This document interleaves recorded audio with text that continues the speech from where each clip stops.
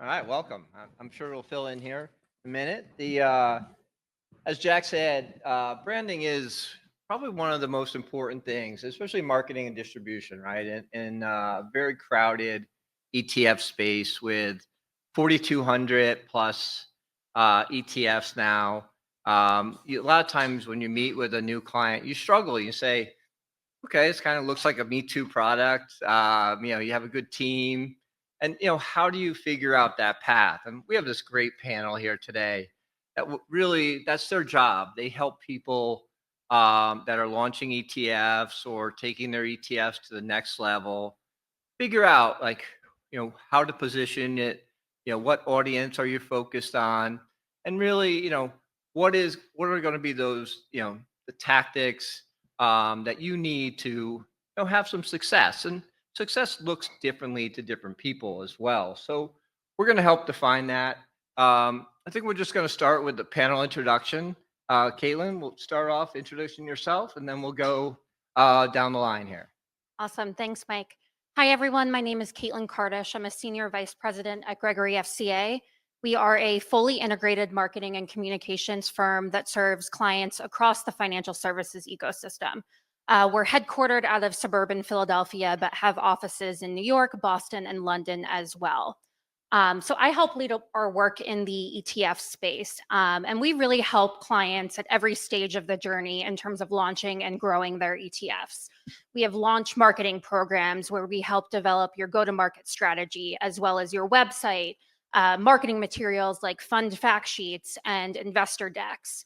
We use a brand visibility program, so leveraging media relations and thought leadership to grow brand awareness in the marketplace, as well as lead generation type programs, so leveraging email marketing, paid and organic social media to drive direct investor engagement, ultimately with the goal of increasing assets. So I'm excited to be here today. Thanks, Mike. Great, thanks. Eric? Oh, I'm sorry, Rob. Hi, my name is Rob Mossifin. I work for FilePoint. FilePoint does a number of back office services for both traditional mutual funds and ETFs. We build fund websites. We built hundreds of websites for ETFs. We also automate the production of various marketing materials, such as fact sheets, pitch books, things like that. Additionally, we also do regulatory filings with the SEC and traditional financial printer work, such as typesetting of prospectuses, annual reports, as well as printing thereof. And I've been with I'm the director of technology at FilePoint. I've been there for 18 years. Great. Eric? Hi, I'm Eric Steinhuber. I am Director of Digital Strategy and Brand Creative at ETF Global. Most of you probably know what ETF Global is here, since you're here for the conference.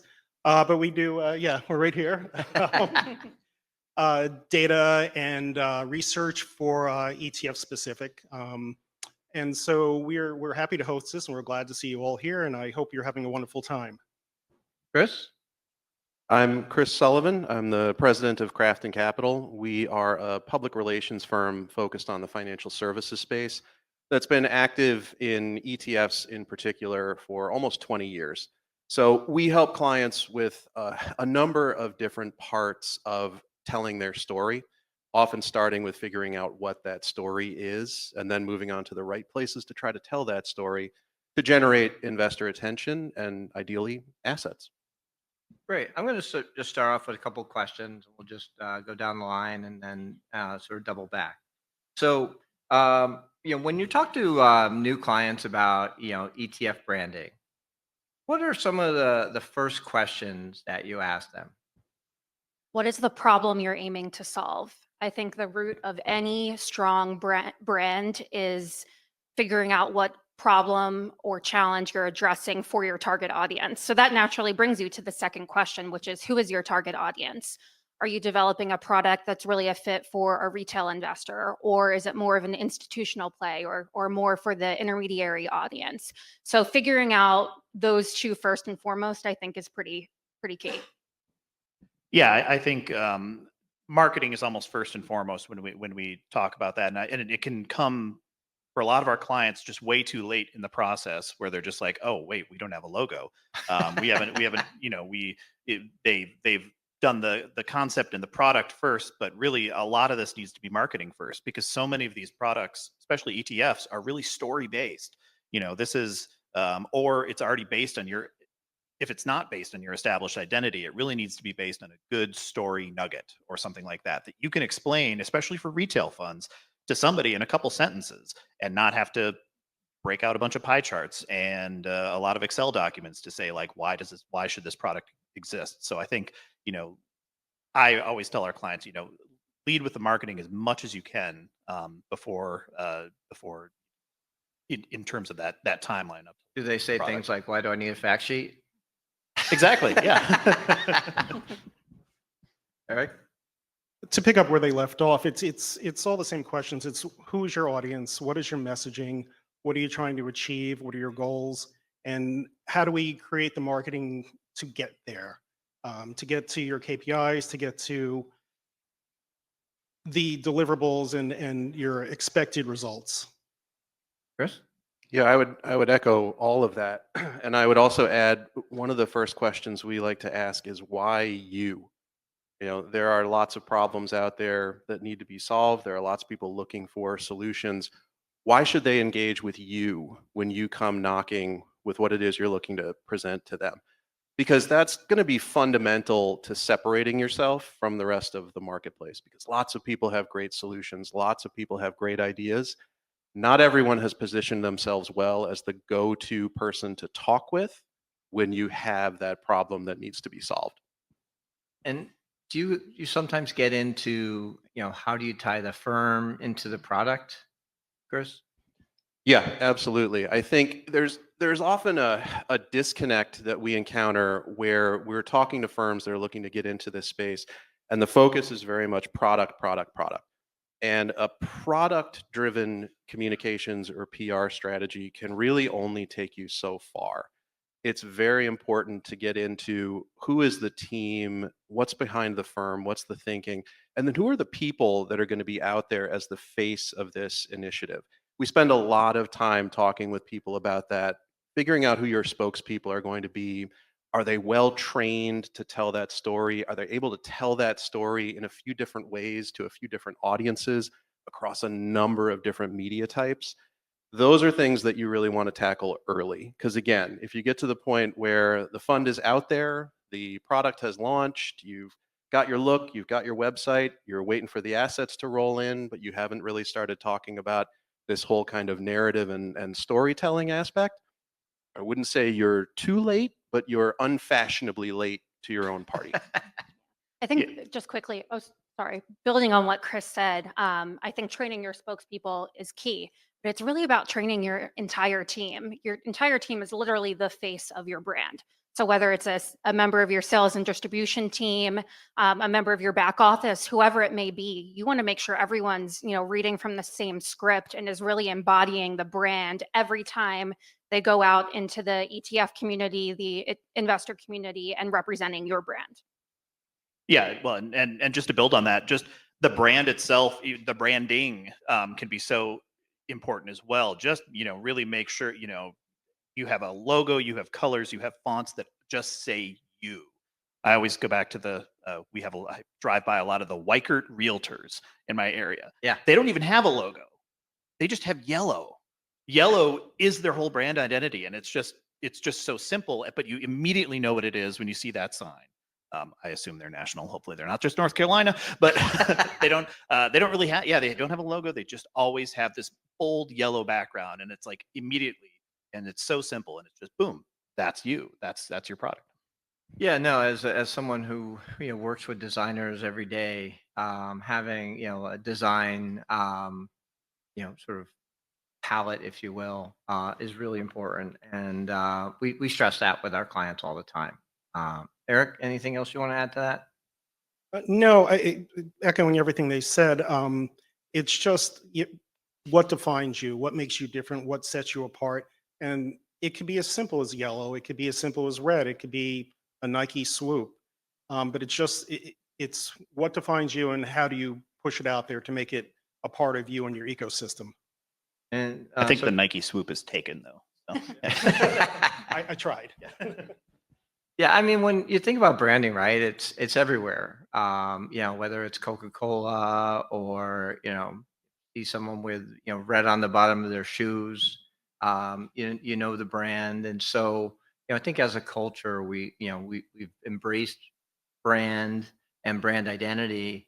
But I think, as we were saying before, segmentation is really important, right? And so, Caitlin, do you want to start us off on how you kind of coach your clients into thinking about segmentation, you know, without getting too deep, but just, you know, how you have them start to think about it.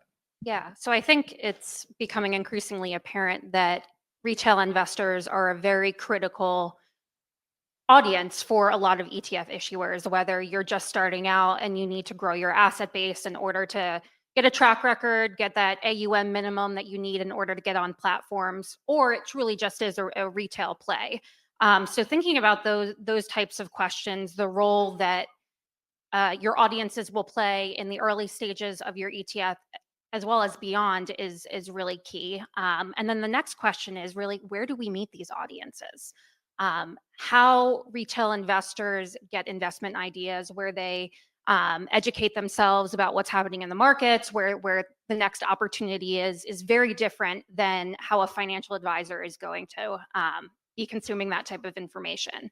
So I think it's really critical to be exploring new platforms like social media, whether it's X, Webull, I know they're a sponsor, Reddit, all of these new platforms and new media that allow you to directly engage with retail investors. That's something we've been definitely emphasizing with our clients, but also not forgetting about the traditional RIA community Right. as well. Making sure you have while you're strategic and targeted with your initiatives, you also are at the same time are developing a program that's broad enough to speak to multiple audiences. So it's not just LinkedIn. Correct. Yes. But with LinkedIn now, have any of your clients come to you ask you about video? Yes. I think short form video, Right. particularly 60 to 90 seconds. No one really watches videos longer than that. Right. Is absolutely critical. And short form video can be used on LinkedIn, like you said. It can be used in email marketing. It can be featured on your website.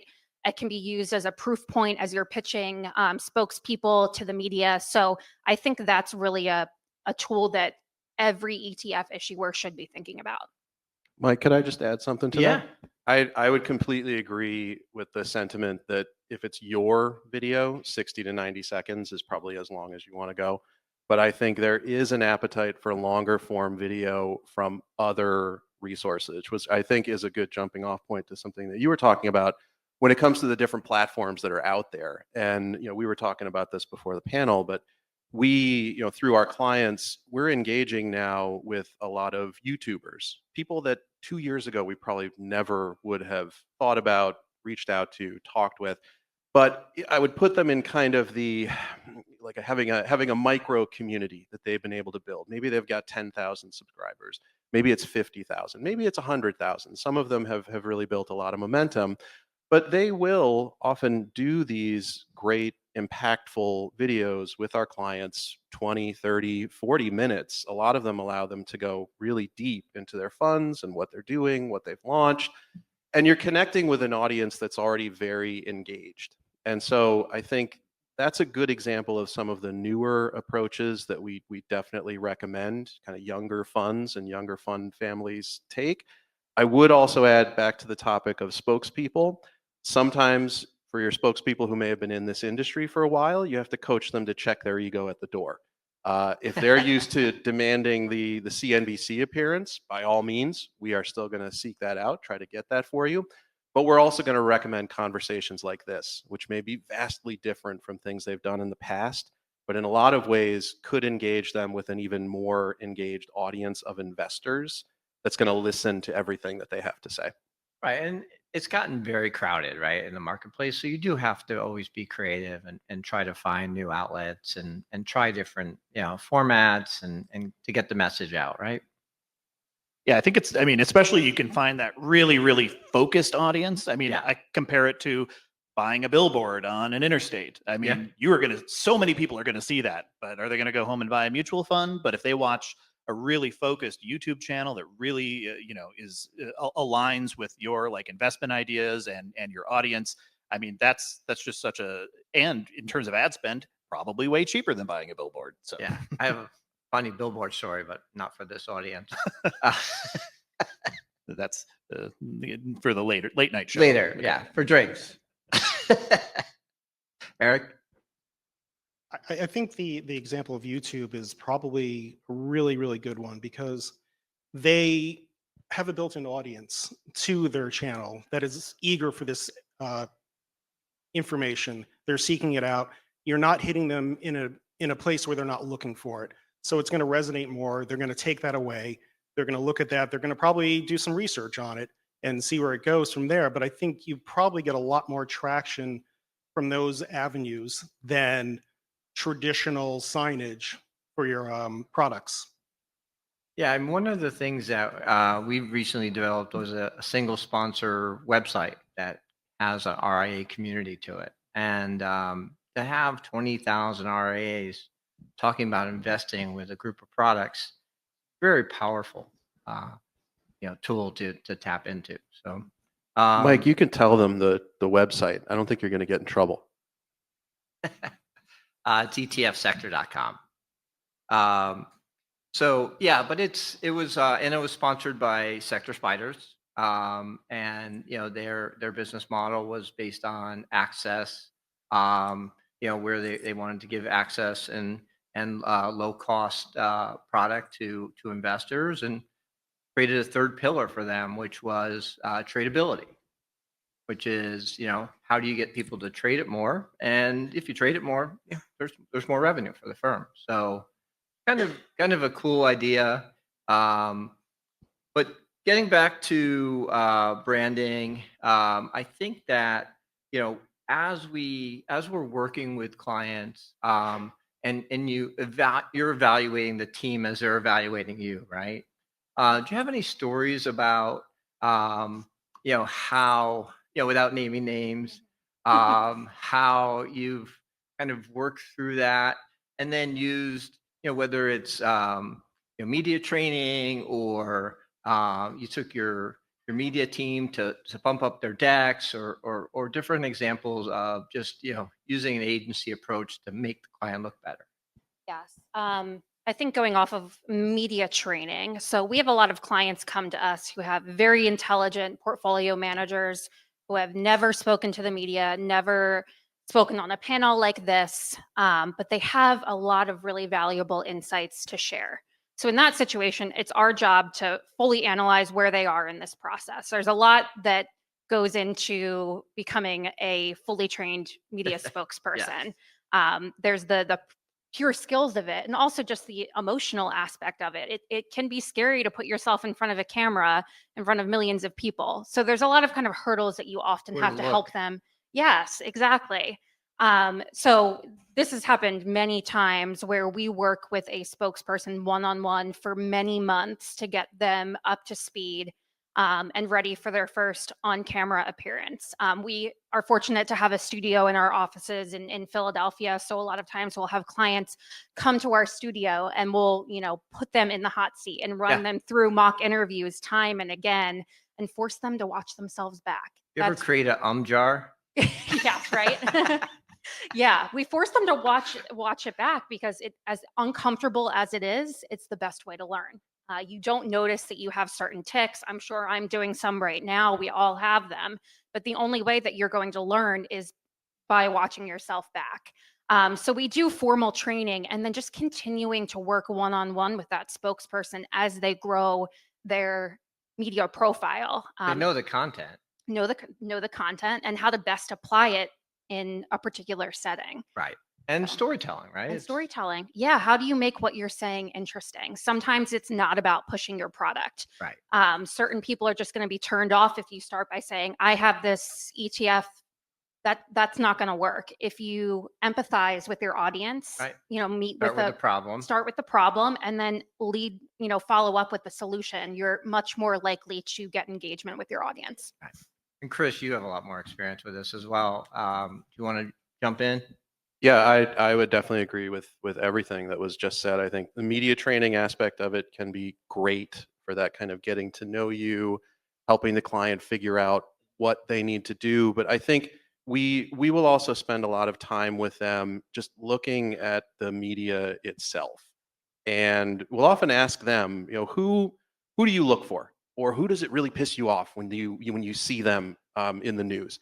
Let's take a look at that. And then let's talk about the process that's underway and how that's happening, why that's happening, and what we will need from you, meaning the client or the potential client, in order for this to be successful. Because I think that's something that needs to be tackled really before there's even an agency client relationship. There needs to be an understanding that a PR firm is not magic. You don't hire any of us that are out there and very good at this space and the results start rolling in. There is an involvement that the client needs to have, and that can range from sharing their ideas with us, listening to our ideas and telling us what resonates, what might be off base, looking at the media landscape for trends and figuring out where they fit or where we think they might fit, talking with us about some of the new opportunities that we're bringing forward, but really understanding that they will have an active role in this process, what that active role is going to look like, because that can often be scary. All these other people, they have jobs. Yeah. They're not looking for something to do. So we have to be very clear with them about what our ask is going to be, how much time we're looking for, and make that palatable for them to deliver the kind of results that they're looking for. So how do you prepare them for the Shark Tank? Going in on Eric's show. Oh, we're pretty mean to them too. I would. We do a lot of training with people. We have a number of ex-journalists on our team who can put their reporter cap on and just start to tear their story apart and give them that kind of rough interview experience that ideally they'll never encounter, but they might. I would say it's Right. actually pretty rare to find yourself in this space in a hostile interview unless you have done something very wrong. Then we talk crisis PR, and that's going to need to be a whole other panel. Yeah. But you should go through that process of having somebody who's not in your bubble Right. ask you questions about your lineup, about your team, about your story, about the why that you're Mhm. doing this, because you will not have thought of all the tough questions. That's somebody else's job, and you need to engage with a team that can do that with you. You ever give them like some of the bad stories from Ignites and say that you don't want to be this person? They've generally already seen that themselves. They know it's like their anti-wish list. I want to be here. I never want to be here. And again, I work for Ignite, so I can make fun of them. Okay, well then I'll watch what I say. I just So- want to just add on. I Yeah. think with a lot of that media appearances, it's also really just a journey, and they have to keep it up. I see a lot of funds that launch and they do the big initial boom. They show up on several shows. They post those videos to their site. They do a lot of blog posts. They make the rounds, and then 2 or 3 months later, it's crickets. Yeah. And especially when you look at that website and like, hey, the last video was posted a year and a half ago. So you're like, oh wait, is this still open? Are they still doing? Are they still? still in are they still- business? do they still Yeah. care about this product? I think committing to it, not just on launch and initial, but for the long term. Yeah, I think that's a great point, and I think that also goes to the whole pre-launch series of conversations that you should be having, because launch PR is kind of its own animal, and in some ways there is a small guarantee of at least some coverage in some places. You should have an advocate working on your behalf. You should have somebody who has relationships that can get as much out of the launch as they can.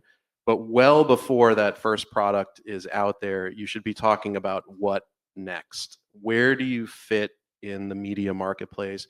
What can you weigh in on? What's going to be your avenue or your avenues to keep your voice out there and keep relevant? And that also ties back to the non-product type of conversation that you need to be ready to have. Because after your launch, the chances to talk about your product, you're going to have to really fight for those. Not that you're not going to have to fight for the other types of opportunities, but if you have an area where you can position yourself as a true thought leader, this is an incredibly powerful spot to be in. Yeah, and I think thought leadership takes many different forms. From a media perspective, like Chris was saying, it's maybe you're out there talking about tariff-related volatility or the how to invest in the higher for longer environment. But this is where you can also take advantage of owned channels as well. So having some sort of insights blog where you can post regular updates, a few times a month with your perspectives on what's happening in the market. And that allows you the opportunity to also tie your product in. We already talked about short form video, but that's another avenue. So there's a lot of different avenues out there to really position yourself as a thought leader. Yeah, and conferences as well, right? Conferences, yep. Yep, is a great spot. Eric, anything? The good part is now you can do these things where in the past you couldn't, and there's so many more avenues open to you. One of the things that was interesting, Chris, you brought up is what does the client, where do they think they're positioned, or who do they think they are? And my question to you would be, what do you do when the client, their persona is not what they think it is? I think that's where the honesty of this role really has to come into play, because you're not going to do anybody any service by trying to help them pretend that there's something that you know that they are not. I'm willing to have the debate. I'm more than willing to hear from people why I'm wrong if I come back to them with some thoughts that they might not agree with. But it's important that you not just blow smoke and tell them, if they think they've got the greatest idea that anyone's ever had, they're first to market with it. And there's 6 other people out there that are doing almost exactly the same thing. You have to have that conversation with them. Otherwise, it becomes the kind of scenario where nobody ends up happy, because they'll have signed on with a service provider 6 months in, the assets aren't there, the attention isn't there. Nobody's happy. Get out in front of that early. They're hard conversations, but you have Very to have them very confrontational. early in the process.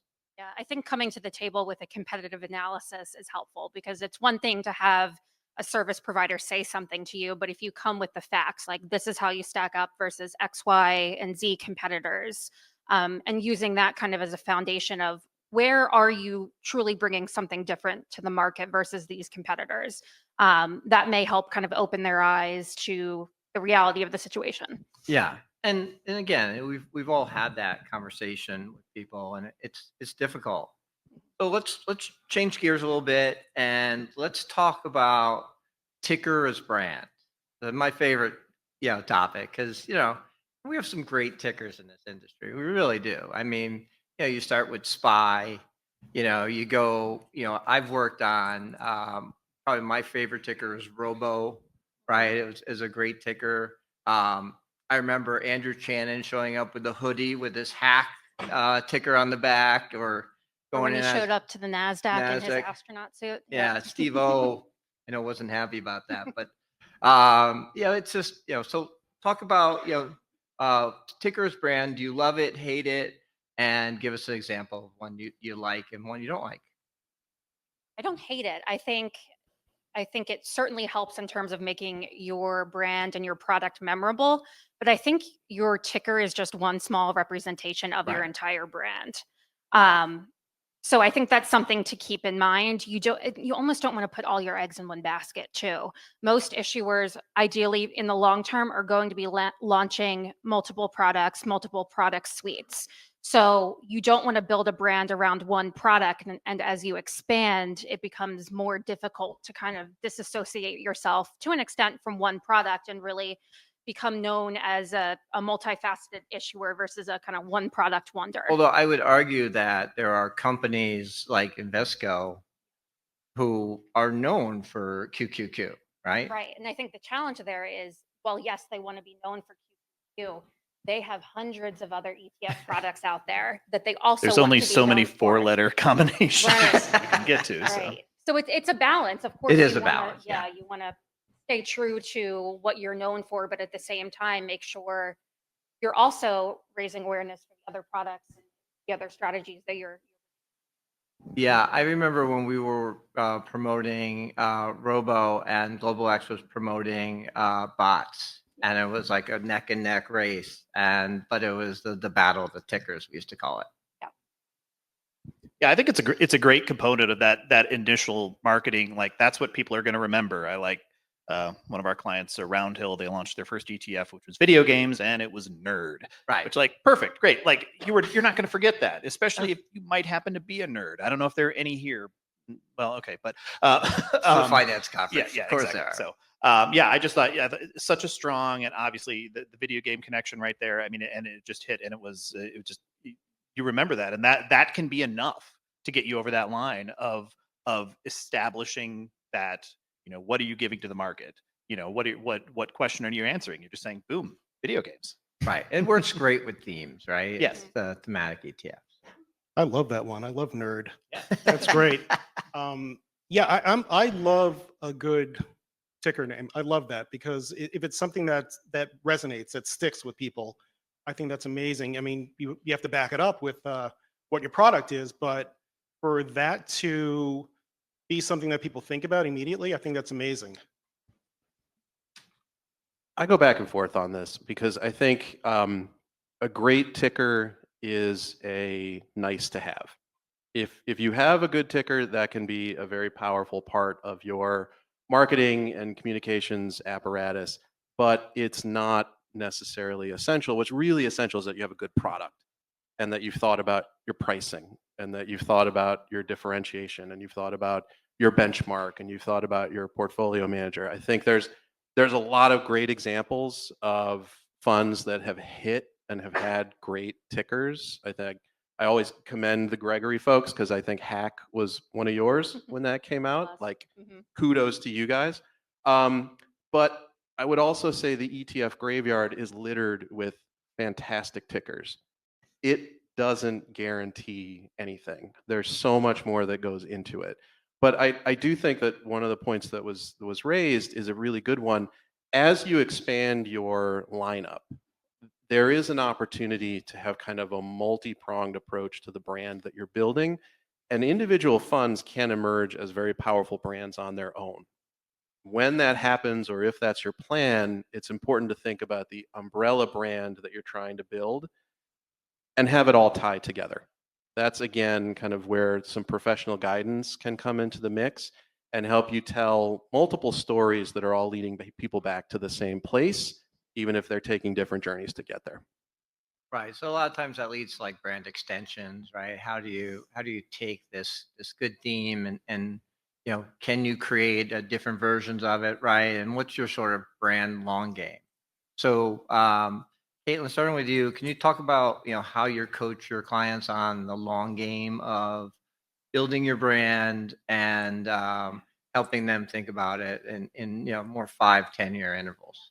I think building your brand is not a one and done process. I think the core of who you are should stay consistent, for the length of your time in the market, the longevity of your life as a brand.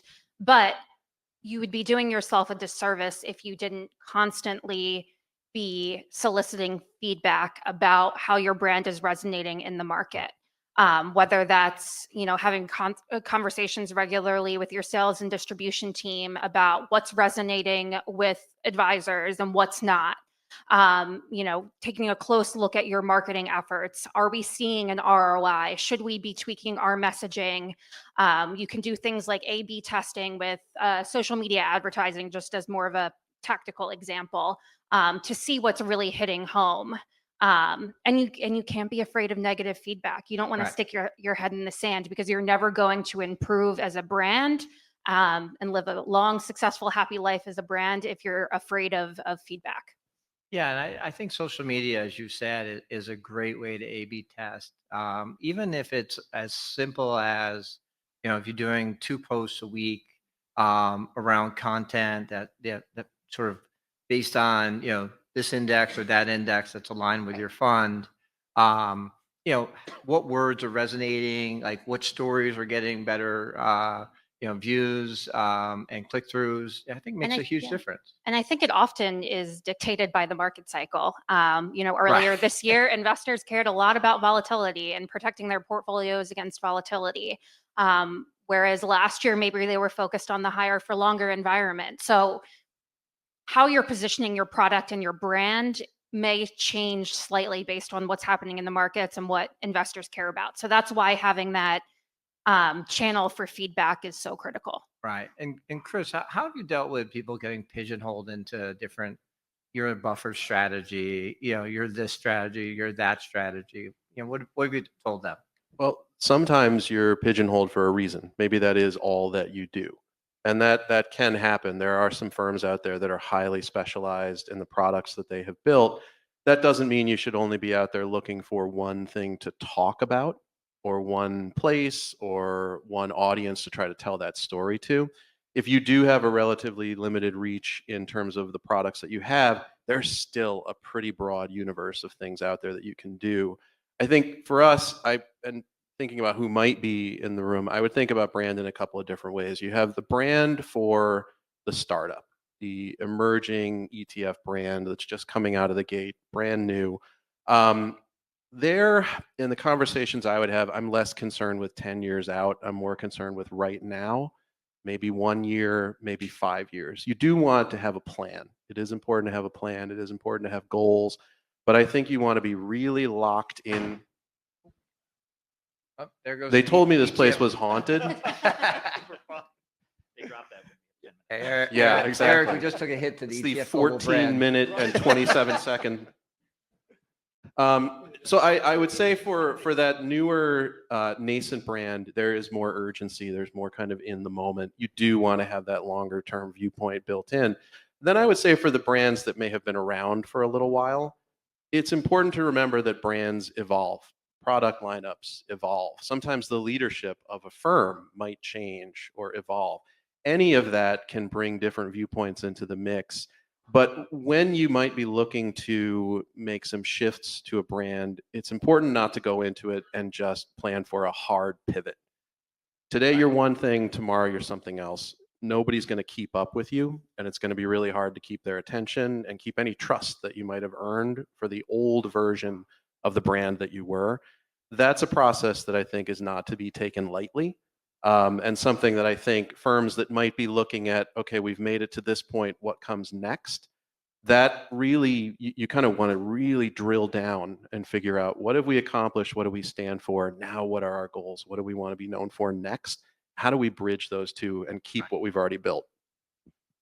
Rob, Eric, any comments? Yeah, I mean, I think, if you do get that first product that hits, you really earn that runway where, that suddenly, you're a recognized brand. People are looking to you for thought leadership, and you're seen on all of the shows. And suddenly that's when you can launch the, let's say, large cap equity ETF, which is a No, don't do that. Okay. I'm sorry. There's so many of those. But I mean, at that point, if you have that recognized brand, that's when that might have a chance of selling. I'm not gonna guarantee it to anybody, but versus trying to make that your first product. Boom, there's 1,000 on the market, and you don't, and you're gonna get lost in that. So I think you once you get that first, you do get a little more runway, I think, to kind of maybe to expand the product offering versus that very possibly hyper focused first. I want to agree that I think it's essential to take the temperature of your brand periodically, and to see where you are and to see where you're going, and to pivot as needed. It doesn't have to be a hard pivot. It can be a soft pivot. It can be a soft move, but just to A/B test, see where you are, see where you're going, see where you want to be, and see how that fits into what your overall scheme is. Yeah, you don't want to be thought of being stale, right? You want to avoid that. So this is the $1 million question. What metrics do you use for your clients that are not AUM related to show them they're doing a good job? This is the $1 million question for every PR and marketing agency out there. And I would say there's not one set metric that matters to everyone. We look at metrics like website traffic. Are we seeing a spike in website traffic after an appearance on Yahoo Finance? A client came to us recently and said they saw a massive spike in traffic after an appearance on Yahoo Finance. So that's something we know is valuable. We also use a tool called Share of Voice, where we're able to, on a month-to-month or quarterly basis, analyze how many media mentions your client is getting versus their key competitors in this space. So there's a lot of metrics like that we can use, but I think the more important thing is having that conversation up front. Right. What does success look like to you? I think everyone will say assets, but beyond that, is it raising brand awareness, having XYZ executive positioned as a thought leader? getting on the same page from day one in terms of this is what success looks like to us in 6 months, a year, 5 years, and having kind of regular checkpoints on the way. Are we on track to meet that goal? Are we not? Is this goal not realistic, or do we need to pivot how we're trying to achieve that goal? I had one client told me they were really happy because his mom saw him on Bloomberg. There you go. Hey, that's it. If that's important to the client, great. I mean, I'm happy to go next. I think I would agree with all of that. I think there are some AI powered tools that are coming online that are going to be helpful with this. We're testing a few things out. I think the share of voice metric is a really good one. I think there's kind of more to it that technology might help us tease out, because sometimes share of voice, when you're looking at what's going on with competitors, if you see a spike in all of a sudden, a competitor has a much larger share of voice, what happened? Well, something terrible happened. They had a fund blow up, and so all of a sudden, their share of voice has spiked. That's not necessarily an accurate representation of what might be going on out there. So I think it's important that we drill down into those numbers and into that data. I think for us, similar to that point, we sit down at the onset, and then usually on a quarterly basis, and we map out where were we, where do we want to be, and we get really specific into the kinds of outlets where we feel like we're going to generate the most traction with investors. Where's the white space? Where have we not been able to engage? Why not? What feedback are we getting or not getting?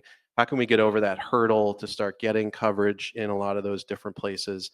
And I think it is, I appreciate you kind of leaving assets off the table, even though that is still everyone's defining metric. It is important, and this goes back to the early conversations, people understand PR is not sales. We are not out there knocking on doors for you. We are not out there wholesaling your products.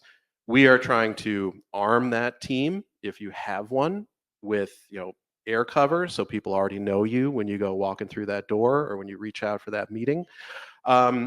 But we're not the ones trying to make that sale.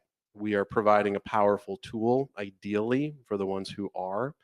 But I think that's something that needs to be understood early in the process as well. No, I agree. And so we're now down to 8 minutes left, and I'm going to open it up to questions to the floor. The microphone over here. I can hear you though. You want to just tell it? Yeah. Thank you.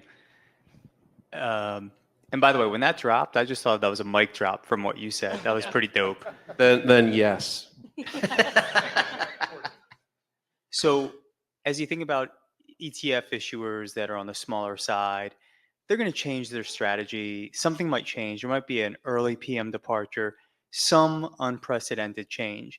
Aside from marketing and outreach, that kind of at the ground floor sales, how have you found have been the best ways to articulate that? Because it's unprecedented. Clients are going to want to know about it. They don't know about it yet. So being proactive matters. Coming from a position of strength matters, but being humble enough about it too matters. I was going to say, you want to be the one to break that news. You don't Yeah. want to have the client find out. Also, disclosure you have to Yeah, make. yeah. Wow. So beyond just the disclosure, I think being proactive and transparent with your clients is key. And it's not just telling them that this PM has left. It's this PM has left. We wish him or her well. This is the plan we have in place to ensure the continuity of our business, and why you're, positive and optimistic about the future. So it's not, again, it's not just letting them know that the PM has left, but having that plan in place to communicate about what's next. Yeah, it's also a great opportunity to talk about your firm, right? We have a mentoring, coaching type relationship within our firm, and he was, the face of this product, but this product is firm wide, right? Would you agree on that?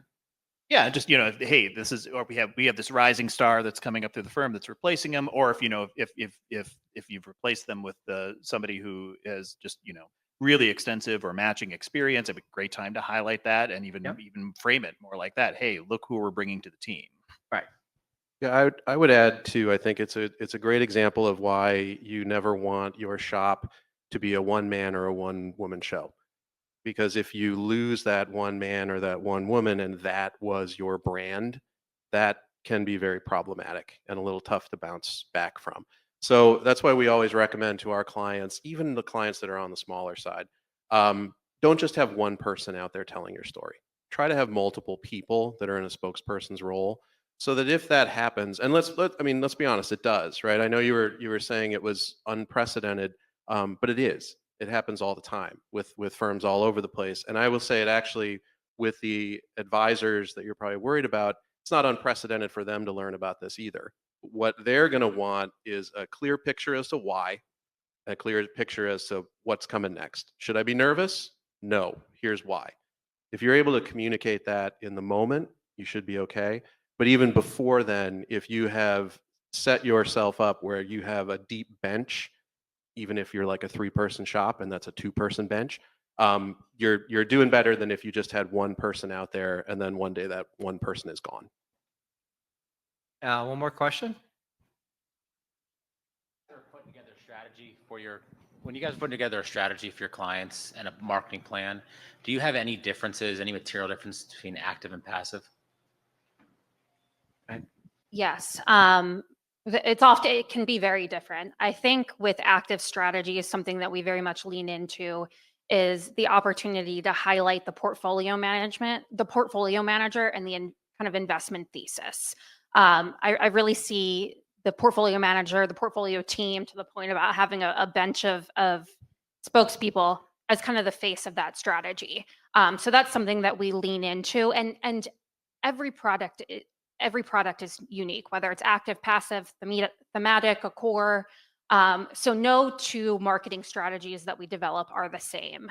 They may include some of the same tactics, whether it's earned media or thought leadership, but I think it's really important to develop a customized plan for your product.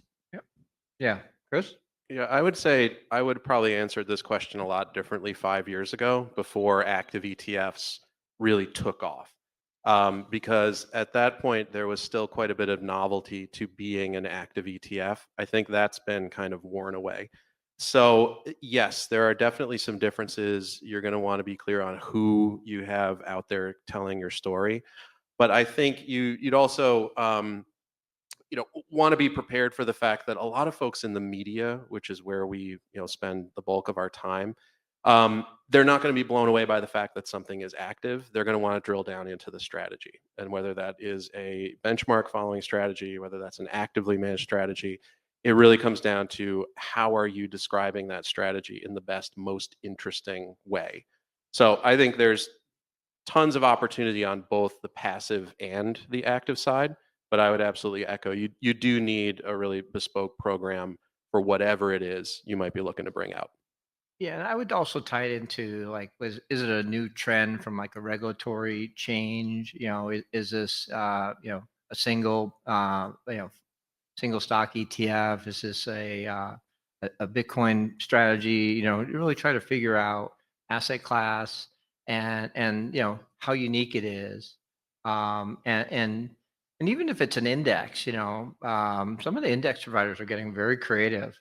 And so, you can spend time with them, make sure you understand, what they've done differently than in the past, and really kind of pull that all together. Yeah, I just would love to add one thing based on that. You should have a really deep conversation with all of your various service providers, meaning your index provider, the exchanges, because a lot of these places now are offering very robust communications and marketing offerings to their partners. The exchanges, like, it is a dogfight right now for ETF listings. So they're all offering different video opportunities, bell ringings. The NICEAS got their great newsletter, podcast, video series. Ask them pointedly, what do you got for me? What are you going to give me if I come and list on your exchange? And the index providers too. I mean, that is another area where it is a dogfight for partnerships right now. See what kind of webinars they'll do with you. See what kind of email lists they might be able to blast your news out to. All of that is stuff that you don't want to leave on the table. You should talk to every single one of those partners about how you might be able to partner up to get attention for your product. Eric, Rob, anything else? Right. So I guess we should try to come up with one funny story. Yeah, no names, please, but one funny client story or conversation you had. Just 10 seconds. Chris, you want to go first? No. I mean, look, you're talking to the guy who represented the whiskey ETF, so I'm gonna save all my funny stories for when the bar is up. By the way, this is absolutely cruel to have an ETF industry event next to a closed bar. Whoever thought that out, I want to talk with them for next I year's. also want access to the billiard room. How do we get that? That looks really cool. So no, I'm not going to answer your Okay. question. Jalen? What? Plead the Jump. fifth. All right. Wow. I have some, but I'll save them for the bar as well. Thank you very much. Great panel. I really appreciate it.